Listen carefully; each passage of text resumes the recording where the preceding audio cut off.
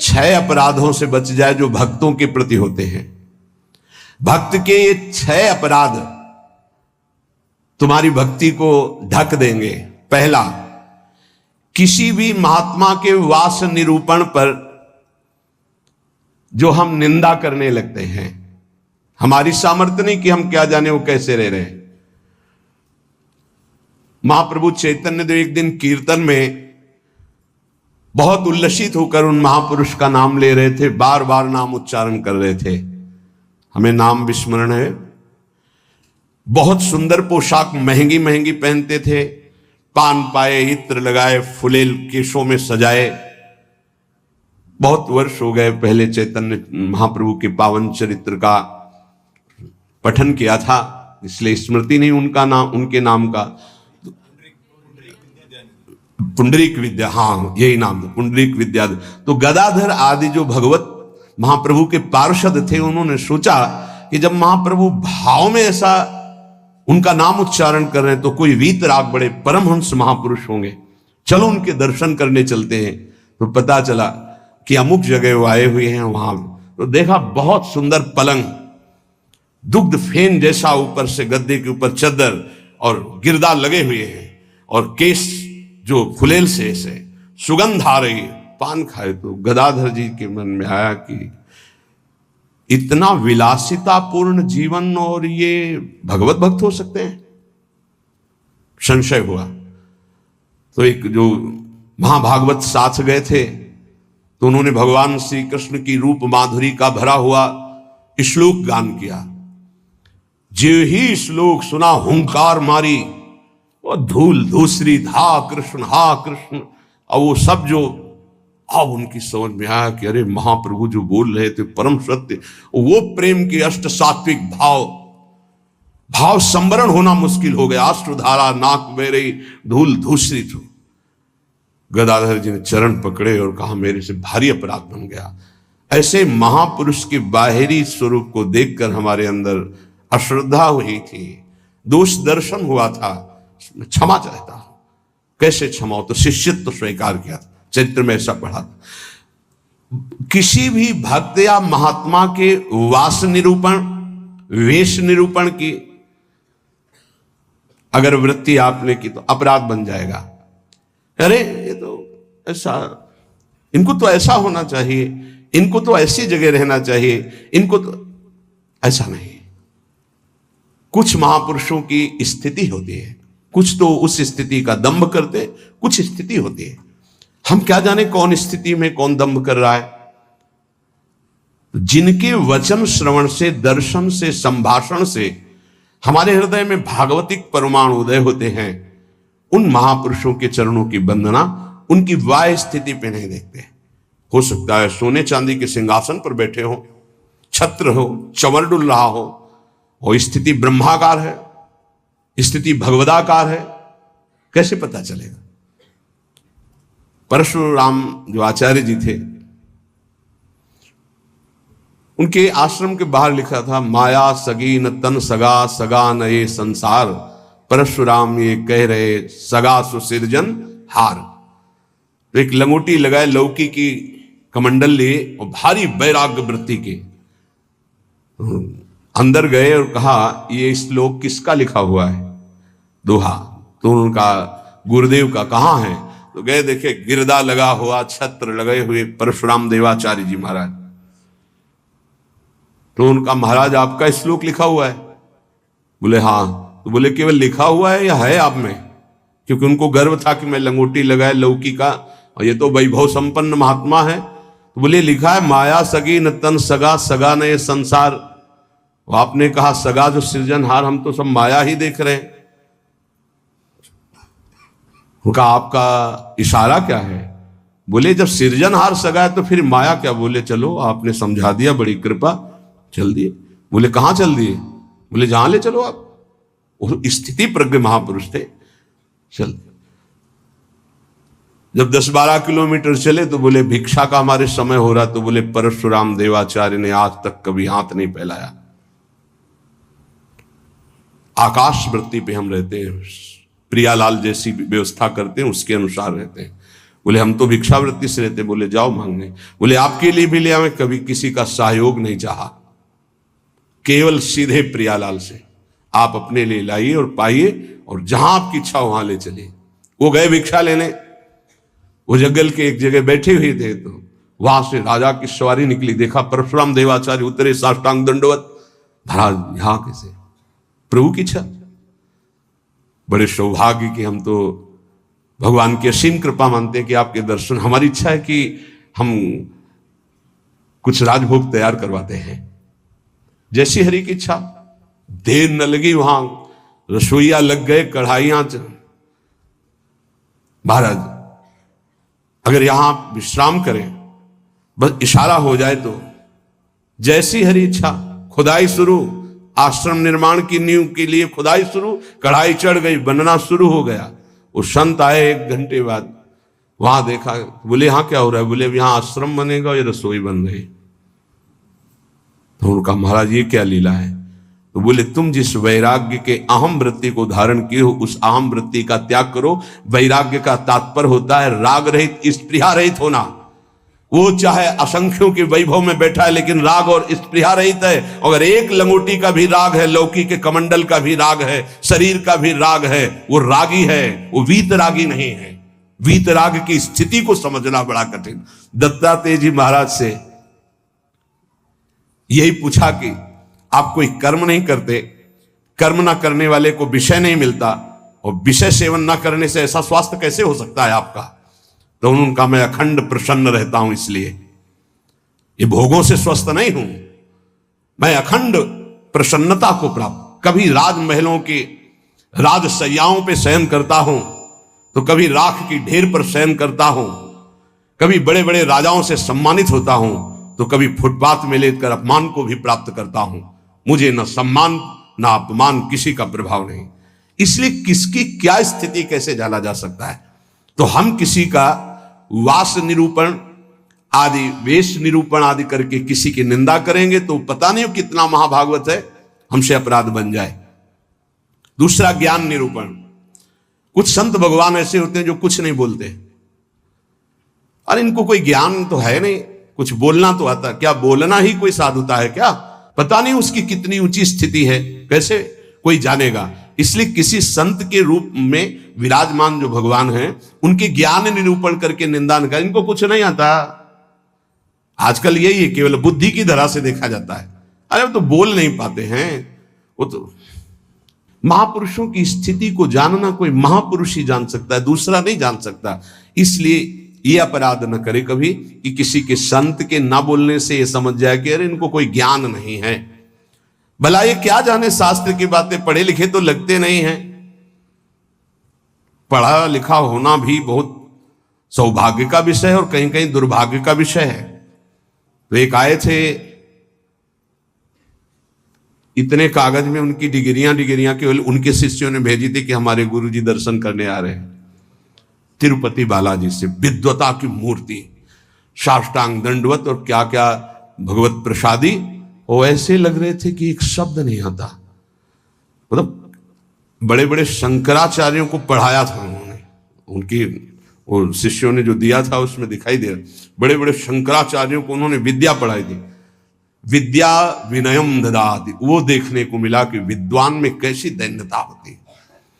कबीरदास जी के पास एक विद्वान दिग्विजयी भेजा गया शास्त्रार्थ के। तो उनका भैया हमको कोई शास्त्रार्थ नहीं करना। तो बोले काशी के विद्वानों ने कहा यदि आप हार लिख दिए पूरी काशी हार गई। बोले ऐसी बात? तो पढ़ के समझे हो कि समझ के पढ़े हो? मुझे पोथी पलटाते रहे, सरस्वती काम नहीं करी। पढ़ के समझे हो कि समझ के पढ़े हो? आखिरी बात शिष्य बन गए थे, बहुत बड़े भगवत अनुरागी बने। तो किसी भी संत के प्रति ये भाव नहीं कि पढ़े लिखे नहीं है, बोल नहीं पाते, तो इनको कोई ज्ञान नहीं है। तीसरा, किसी संत की जाति निरूपण कर देना बहुत बड़ा अपराध है। देखो ये जो जाति पाति है ना, ये धर्म का पालन करके भगवत प्राप्ति के लिए थोड़े समय तक के लिए सहयोगी नहीं। हम आपको बताएं, एक ही कपड़ा है और एक ही पहनने वाला है, बस इतनी खास बात समझ लो। कपड़ा सबका पांच भौतिक, पहनने वाले सब अविनाशी भगवान के अंश, कोई अंतर नहीं है। बस अंतर बनाया गया है इस अंतर को मिटाने के लिए कि हम साधन पद्धति से अपने अपने धर्म का पालन करते हुए परम धर्म भगवान को प्राप्त, लेकिन जो परम धर्म में स्थित है, भागवत धर्म में, उनकी जाति निरूपण नहीं करना चाहिए कि ये तो सुना है कि अमुक जाति के संत हैं, बड़ा अपराध होता है, बड़ा अपराध, ऐसा कभी नहीं करना चाहिए। हाँ, चरण रज लेके माथे पे लगा, अहो वत्सो पचतो गरियान यज्ञाग्य वर्तते नाम तुभ्यम। देखो, राजसूय यज्ञ में पूर्णता स्वपच वाल्मीकि की पूजा करवा कर श्री भगवान ने इसीलिए करवाई, इसीलिए करवाई। सब बड़े बड़े महापुरुष आए थे, लेकिन दैन्यता की मूर्ति भगवत भाव में निरंतर डूबे हुए स्वपच वाल्मीकि जी की आराधना करवाई कि पूर्णता उन्हीं से हुई। जो दैन्य है वो महाभागवत किसी जाति पक्ष से नहीं देखा जा सकता। अरे तो ऐसा जो देखेगा तो उसके सुकृत नष्ट हो जाएंगे। पूज्य बाबा। चौथा, वृत्ति निरूपण।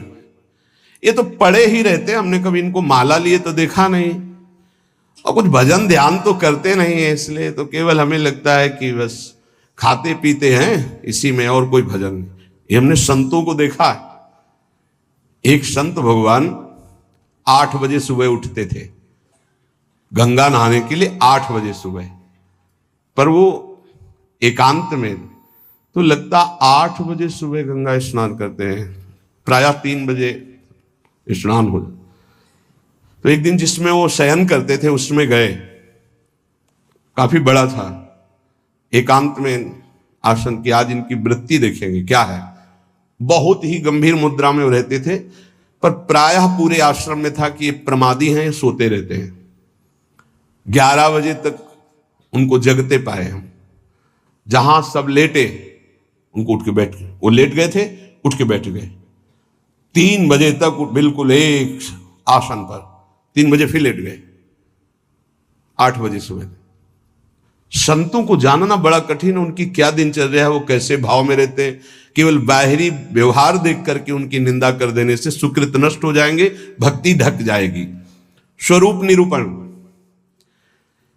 ये महात्मा में तेज तो है नहीं चेहरे में, ये तो ऐसे ही मालूम देते हैं कोई साधु तो नहीं, क्योंकि चेहरा नहीं बता रहा है। नहीं, ऐसा नहीं है।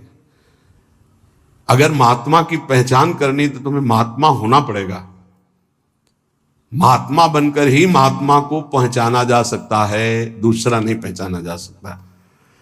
बाहर से किसी के रूप को देखकर थोड़ी तुम जान सकते हो कि रूप तो आप गौर से देखिएगा, किसी किसी के मांस भक्षण करने वाले का भी चमकता रहता है, मलाई रबड़ी खाने से भी रूप चमकने लगता है, थोड़ा सा संयम रखे तो उससे भी चमकने लगता है। अब वो महात्मा किस कोटि का भजन कर रहे हैं, कोई रूप से थोड़ी महात्मा का लेना देना होता है। अब श्रीधर बाबा की छवि जब लगे तो आप देखना, लंगोटी है, हड्डी हड्डी दिखाई दे रही, गाल चिपकी हुई, आंखें धसी हुई, आपको पता है, खुद देखे हुए हैं कि 24 घंटे भजन में मगन। तो किसी महात्मा के रूप को देख करके ऐसा कोई रूप निरूपण करेगा तो उससे अपराध लग जाएगा, और प्रायः ये ध्यान नहीं दिया जाता। ऐसा धातु निरूपण। भगवत विग्रह ये पाषाण का है कि ये धातु का है, सामने पूछे ये पत्थर के भगवान है कि इसमें अष्ट धातु के। घोर अपराध बुद्धि। भगवत विग्रह सामने नहीं, भगवत विग्रह साक्षात अर्चावतार भगवान है, भाव उसमें। ये नहीं कि सामने जाके पूछे संगमरमर के बनी हुई कौन सी धातु की बनी हुई भगवान है, ये अपराध। धातु निरूपण भगवत विग्रह या भगवत भक्त के पास। जैसे वैराग्य में धातु स्पर्श निषेध किया गया है, या तो सन्यास में नारियल का पात्र और वैष्णव जनों में रज का पात्र। धातु के पात्र के प्रयोग का निषेध है वैराग्य में। लेकिन जो महापुरुष हैं, मान लो उनको सोने की थाली में पा रहे हैं, उनकी क्या स्थिति है। अब हम देख करके अपने वैराग्य का वहां भाव थोपे, वो स्थिति उनकी क्या है। वैराग्य का भाव थोपे तो फिर अपराध बन जाएगा। किस स्थिति में कौन महापुरुष है जानना मुश्किल है। सबको भाव से नमस्कार करके हम अपने भाव को सुरक्षित रखते हैं। तो वास निरूपण, ज्ञान निरूपण, जाति निरूपण, वृत्ति निरूपण, स्वरूप निरूपण, धात निरूपण। वृत्ति निरूपण में ये भिक्षावृत्ति तो करते नहीं, केवल भंडारा खाते हैं। आपको क्या पता किसकी क्या स्थिति है, वो कैसे संतों की लीला भगवान जानते हैं, या तो वो संत जना दे तो जानने में। अपने लोग इसकी परवाह करते हैं क्या? कहीं कौन से अपराध ऐसे बन जाते हैं जो हृदय को कठोर कर देते। इसलिए शांत। ब्रज में मुझे एक महात्मा मिले थे, उन्होंने मुझे कुछ उपदेश दिए, मैंने उड़िया भाषा में अपनी डायरी में लिखे थे। उन्होंने उपदेश दिए कि अगर ये आपके अंदर भाव आ जाएगा, लक्षण आ जाएंगे, तो आपको भगवान अपनी तरफ से आके दर्शन दे देंगे। बड़े महात्मा थे, तो बाबा ने उड़िया भाषा में अपनी डायरी में लिखा था, उसका हिंदी लिपि में यहां वर्णन है। पहला, भजन करते हुए अपने को सबसे दीन मानना। अपने आप भगवत साक्षात्कार हो जाएगा। भजन करते हुए अपने को सबसे दीन मानना, इससे कोई अपराध ही नहीं बनेगा, कोई अपराध नहीं बनेगा। लिख लेना चाहिए। भजन करते हुए साधक को अपने को सबसे दीन मानना, सबसे आदेश त्रणादपि सुनिचेन। दूसरा, किसी से भी कपट पूर्वक वार्ता व्यवहार ना करना। निष्कपट व्यवहार करने में क्या जाता है? अपने भगवत मार्ग के पति के, चाहे गृहस्थी हो चाहे विरक्ति हो। कपट का मतलब होता है अंदर कुछ और है, बाहर आप कुछ और दिखा रहे हैं। ये नहीं होना चाहिए। जो अंदर वो सीधे बाहर, जो बाहर बोल रहे हैं वही आपके अंदर चलना चाहिए। मोहि कपट छल छिद्र न भावा, भगवान कहते हैं। तो कैसे दर्शन दे देंगे आप कपट पूर्वक व्यवहार करते? निष्कपट व्यवहार, कपट पूर्वक व्यवहार ना करना, ये दूसरा। तीसरा, अपनी जिह्वा से कभी असत्य भाषण ना बोलना। इसका बहुत नारायण स्वामी जी ने भी इस पर बहुत जोर दिया था कि जिस जिह्वा से नाम जप करते हो झूठ नहीं बोलना चाहिए, तभी नाम सिद्ध होगा। नाम तभी सिद्ध होगा। नाम सिद्ध होने का तात्पर्य बिना प्रयास के चले। ये सत्य भाषण भगवत स्वरूप है। सत्य बोलने से बढ़कर कोई पुण्य नहीं संसार में, और झूठ बोलने से बढ़कर पाप नहीं। नहीं असत्य सम पातक पुंजा। चौथा, जो तुम्हारे सामने आवे और तुमसे बात करे या दृश्य दिखाई दे, उसे तत्काल पहले मन से प्रणाम करो। बिना प्रयास के भगवत साक्षात्कार हो जाएगा। चराचर जगत में जो तुम्हारे सामने, जैसे कोई व्यक्ति आया है तो राधा वल्लभ लाल जी आपकी जय हो, अंदर से मेरे प्रभु, अब बात करो। कोई भी कुछ भी, पहले प्रभु, ये वस्तु पहले नहीं थी, प्रभु थे, और ये बाद में नहीं रहेगी, प्रभु ही रहेंगे। तो वर्तमान में हम वस्तु के अंतर्गत प्रभु को देखते हैं। पांचवा, ना मेरा तन है, ना मेरा मन है, ना मेरा धन है, ना मेरे प्राण है, ये मैंने सब कुछ प्रभु को समर्पित कर दिया। धैर्य पूर्वक देखिए। अब आपको क्या चिंता रह गई? जब तन प्रभु को दे दिया, मन प्रभु को दे दिया, अपना सर्वस्व प्रभु को दे दिया, तो बोले इसका फल क्या मिलेगा? ये यथा माम प्रपद्यन्ते तास तथैव भजाम्यहम्। प्रभु अपना सर्वस्व आपको दे देंगे, अनुभव में आ जाएगा। प्रभु अपने आप को दे देंगे। अति उदार, करुणा वरुणालय प्रभु। अगर आप थोड़ा सा भी अपनापन करेंगे तो उनका थोड़ा सा अपनापन बहुत बड़ा होता है। अपने तन मन धन सर्वस्व पर अपना अधिकार न करके अपने प्रभु का अधिकार। छठवां, एकमात्र पूर्ण श्रद्धा अपने आराध्य देव में, मेरी लाडली, मेरे प्रियालाल। सातवां, सदैव पराधीन रहना। अगर गुरुदेव के अधीन हो, इष्ट देव के अधीन हो, तो माया तुम्हें अधीन नहीं कर पाएगी। अगर इष्ट देव और गुरुदेव की अधीनता स्वीकार नहीं करोगे तो माया अधीन कर लेगी। हमेशा अपने को पराधीन देखना कि मैं स्वतंत्र नहीं हूं। ये तन मन प्राण इष्ट देव गुरुदेव को समर्पित है। मैं वही करूंगा जो आज्ञा कर रहे हैं, उनके विपरीत नहीं कर सकता। अब आप देखो, विपरीत करते हो कि आपको याद आता है कि मेरा शरीर गुरुदेव की धरोहर है, मैं इसके द्वारा कोई अनाचार दुराचार कोई गलत चेष्टा, मेरा मन गुरुदेव की धरोहर है, इष्ट देव की धरोहर है, इससे हम गलत चिंतन नहीं कर सकते। मेरा धन गुरुदेव की धरोहर, इससे हम गलत व्यवहार नहीं कर सकते। मेरे प्राण गुरुदेव को समर्पित, इसलिए हर श्वास मंत्र जपेंगे, बिना बुलाए भगवान दर्शन दे जाएंगे। 8वां, आराध्य देव के सिवा अपना कोई नहीं है, ये हृदय में बैठा लेना। अपने वास्तविक है तो आराध्य देव ही अपने हैं। 9वां, अपने आराध्य देव के अनन्य चिंतन के सिवा और कोई चिंतन ना होने पावे।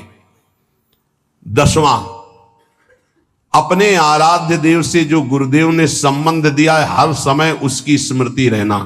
क्या रहती स्मृति? मैं श्री जी की सखी हूं, दासी हूं, उनकी परिचर्या में हमारा जीवन समर्पित है, मैं उनकी दासी हूं। कभी सोचते हो आप? सोचो, तुम्हारा संबंध हो चुका है। कोई ऐसे नहीं कि तुम्हें केवल सोचना ही है, तुम्हारा संबंध हो चुका है, तुम्हारा पाणी ग्रहण हो चुका है। श्री जी ने तुम्हारे पाणी को स्वीकार कर लिया, ग्रहण कर लिया है। उसके साक्षी हैं गुरुदेव। गुरुदेव ने पाणी ग्रहण कराया है, प्रिया प्रीतम को हमारा हाथ पकड़ा दिया है। हम अपने संबंध, 10वां है, अपने संबंध को हर समय अपनी स्मृति, मैं प्रियालाल की हूं, मैं प्रियालाल की हूं, मैं प्रिय सखी हूं लाडली जू की। ये 10 भाव रखो। अब जैसे हमारे अपना भाव बताया, तो जो दास है वो दास भाव को देखे, जो सखा है वो सखा भाव को देखे, जो गोपी गोपी भाव को देखे। अपने स्वरूप को संबंध से चिंतन करना। हमारा स्वरूप क्या है? सहचरी बपू, मैं श्री जी की निज दासी हूं। कई बार दिन में आता है आप लोगों के? कितनी बार सोचते हैं हम? जबकि यहां हर चेष्टा करते हुए उसी भाव में रहना है। अगर ये 10 भाव हृदय में आ गए तो कह रहे हैं किसी भी तीर्थ में जाओ या ना जाओ, कोई और साधन करो ना करो, तुम्हें भगवत साक्षात्कार हो जाएगा। पहला, फिर सुन लीजिए, अपने को भजन करते हुए सबसे दीन मानना, किसी के साथ भी कपट का व्यवहार ना रखना, सदैव सत्य भाषण बोलना, चराचर जगत का कोई भी वस्तु व्यक्ति सामने आवे अपने प्रभु का भाव करना, अपने तन मन धन प्राण सर्वस्व को अर्पण कर देना। मेरा अधिकार नहीं, नाथ सकल संपदा तुम्हारी, मैं सेवक समेत सुत नारी। अर्पण का मतलब ये होता है भाव। 6वां, अपने आराध्य देव में ही पूर्ण श्रद्धा समर्पित हो जाना। 7वां, पराधीन रहना इष्ट के, गुरुदेव के। 8वां, आराध्य देव के ही अनन्य चिंतन में लगना, आराध्य देव के सिवा कहीं अपनापन न होना। 9वां, चिंतन करते करते तन्मय स्थिति आ जाए तो उसे सही माने में चिंतन कहा जाता है। सामने ललित त्रिभंगी लालजू और प्रियाजू की बाह श्री लालजू के गले में है। मनोमृणाल भूषण भूषित भुज श्याम अंश पर डाय दिखाई दे रहा है। अब हमारा चिंतन चल रहा है, गाढ़ चिंतन, युगल सरकार चिंतन, इसे कहते हैं अनन्य चिंतन। अभी आंख खोले हुए भी वही है, मूंदे हुए भी वही है, सेवा करते हुए भी वही है, एकांत में बैठते हुए कहां हो, जरा देखो स्थिति कहां है। यदि आप किसी भी तीर्थ का अवगाहन करते हुए 10 बातें आप में नहीं हैं तो उसका फल आप ग्रहण नहीं कर पाएंगे, क्योंकि अपराध कोई ना कोई बन जाएगा। हम आपसे सत्य कहते हैं कि कल्याण आपके चिंतन से होगा, इन बातों को स्वीकार करने से होगा, भागने से नहीं होगा कि हम यहां चले जाएं, हम वहां चले जाएं तो कल्याण हो जाएगा। अगर आपका आंतरिक चिंतन इन बातों में है तो आपके अंदर वो सामर्थ्य जागृत हो जाएगी कि आप प्रभु को देख सकते हैं। इसलिए जो सत्संग है उसे बार बार सुना जाए, उसका मनन किया जाए और अपने हृदय में धारण किया जाए, तो हमारा इसी जन्म में अंतिम जन्म माना जाएगा और भगवत साक्षात्कार हो जाएगा। जहां तक गुरु कृपा से प्रयास है, कथन श्रवण करके यही प्रयास है कि संसार की असत वृत्तियां छूटें और भगवत प्राप्ति हो जाए, हमें भी आप सबको भी। जिनको ये नहीं चाहिए तो भूल मत करना, यहां कुछ लाभ नहीं मिल पाएगा, यहां नहीं मिल पाएगा। यहां लाभ अगर पाना है तो एकमात्र अध्यात्म का लाभ मिल सकता है।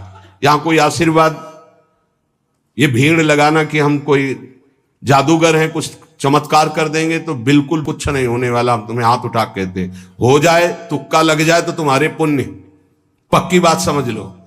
तुक्का लग जाए कि आप कामना करके आए, कामना की पूर्ति हो गई तो आपके पुण्य, हमारा कोई उसमें लेस मात्र भी सहयोग नहीं है।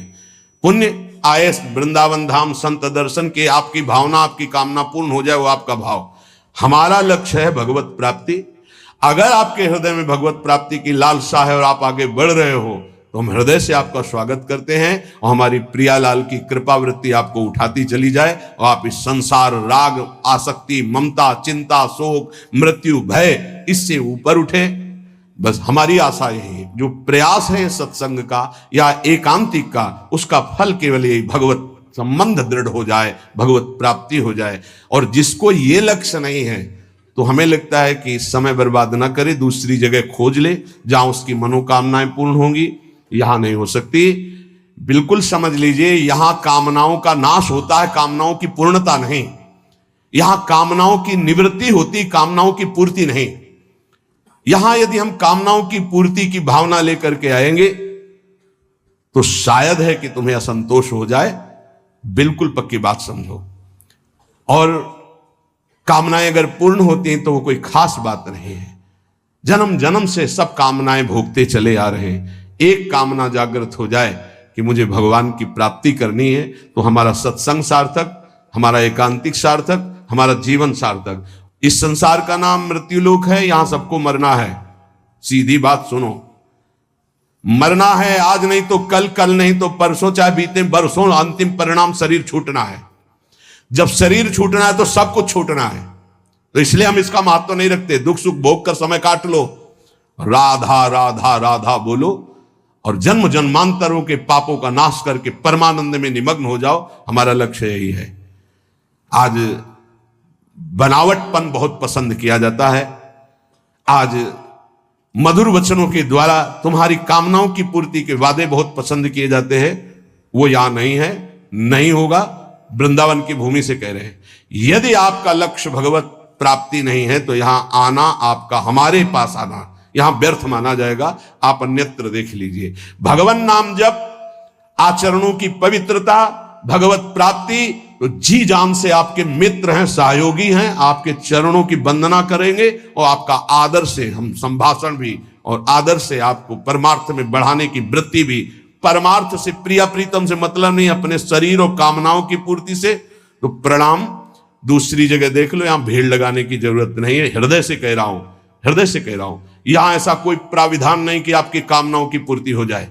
यहां एक ही प्राविधान है, मन वचन कर्म से प्रभु का होके और सच्चिदानंद सुख में निमग्न होना। इसी बात का प्रश्न और इसी बात का उत्तर, अन्यथा कोई प्रश्न नहीं होगा।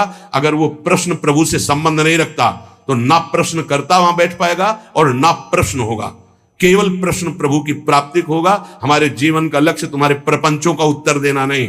हमारे जीवन का लक्ष्य तुमसे प्रपंच वार्ता करना नहीं कि मैं बहुत विद्वान हूं। बिल्कुल पढ़े लिखे नहीं हूं। कक्षा 9 पढ़ाया गया, प्रभु ने पढ़ाया, उसी के जो शब्दावली है, जीवन के अनुभव की है, जीवन के चलने की है, वो भगवत मार्ग की है। प्रश्न केवल भगवत प्राप्ति का, प्रश्न भजन का, प्रश्न भजन में आई हुई समस्या का। बस अगर ये प्रश्न नहीं तो प्रश्नकर्ता और प्रश्न दोनों बार हो जाएंगे। हमें ऐसे प्रश्नों से नहीं मतलब, हमें ऐसे प्रश्नकर्ता से मतलब नहीं जिसको भगवत प्राप्ति नहीं करनी है। यह हमारा मार्ग ऐसा नहीं, खिलवाड़ का मार्ग नहीं, केवल भगवत प्राप्ति का मार्ग है। और शुरू भी इसी बात से किया था। जो बात अभी निकल गई, अगर वो टेप हो गई और हजारों बार हजारों लोगों को सुनने में आएगा तो उनका मंगल होगा। बस इस बात से अब वो एक अलग रूप होता चला जा रहा है। फालतू के जो प्रश्न, जिनका हमसे, हमारे भागवतिक मार्ग से कोई संबंध नहीं है, ऐसे प्रश्न ना हम सुनेंगे, ना ऐसे का उत्तर दे पाएंगे। हमारी क्षमता नहीं है, क्योंकि हमारे केवल प्रियालाल भगवत प्राप्ति की वार्ता, अन्यथा मौन, श्रवण इंद्री बंद। क्योंकि बहुत कम समय जीवन का बचा है जो प्रियालाल में जाए, हमारा भी और आपका भी। पता नहीं है कौन सी श्वास आखिरी हो, व्यर्थ के प्रपंच में समय नष्ट करना यह बर्दाश्त नहीं। इसलिए भगवत प्राप्ति के मार्ग में चलने वाले उपासकों का स्वागत है। जो हृदय में है, जो गुरुदेव प्रताप है, उसमें साझा है आपका। यदि भगवत प्राप्ति नहीं तो राधा वल्लभ श्री हरिवंश, भीड़ लगाने की जरूरत नहीं। हम अयोग्य हैं, हम आपकी कामना पूर्ण नहीं कर सकते, हम आपके प्रपंचों का उत्तर देने लायक नहीं हैं। आप कहीं और स्थान देख लीजिए। श्री राधा वल्लभ लाल की।